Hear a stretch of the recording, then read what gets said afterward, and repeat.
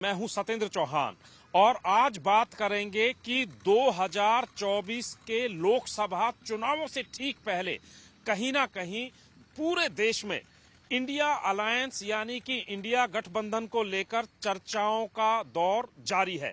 और इस अलायंस में सबसे ज्यादा चर्चा है आम आदमी पार्टी और कांग्रेस के आपसी, अब इसे समझ में नहीं आता समझौता कहें लड़ाई कहें, क्योंकि कोई भी जब समझौता होता है तो प्यार और मोहब्बत से होता है। ये शायद पहला समझौता होगा जिसमें धमकियां दी जा रही हैं। पंजाब की ही अगर बात करें तो आम आदमी पार्टी ने कांग्रेस को चित किया विधानसभा चुनावों में और एक दूसरे के धुर विरोधी रहे, लेकिन अब भाजपा को घेरने के नाम पर इंडिया अलायंस बन रहा है। अरविंद केजरीवाल हो, राघव चड्ढा हो, बड़े बड़े नेता इंडिया अलायंस के साथ मीटिंग पर मंच शेयर करते हैं। उसी दिन पंजाब में उसका प्रतिक्रिया कैसे मिलती है? पंजाब के नेता कहते हैं कि अलायंस होगा तो हम सीट शेयरिंग करेंगे और मनमाफिक सीट मांगेंगे।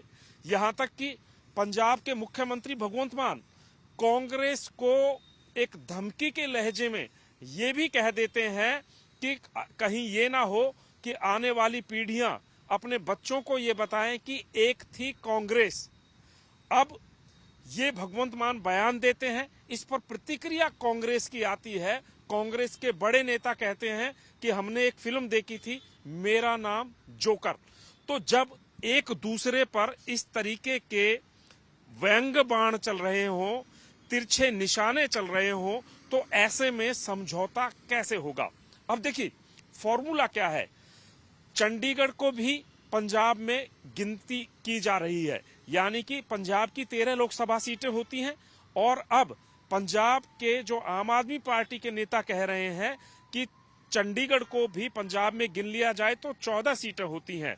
7 सीटें कांग्रेस ले ले और 7 सीटें आम आदमी पार्टी को मिल जाए तो 50-50 का समझौता हो गया। लेकिन कांग्रेस के नेता चंडीगढ़ में ही पंजाब की राजधानी में सीना ठोक कर कहते हैं कि हम आम आदमी पार्टी के साथ समझौता नहीं करेंगे, सीट शेयरिंग तो भूल ही जाइए।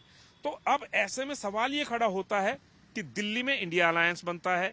इंडिया अलायंस में ये कहा जाता है कि भारतीय जनता पार्टी को मिलकर हराना है।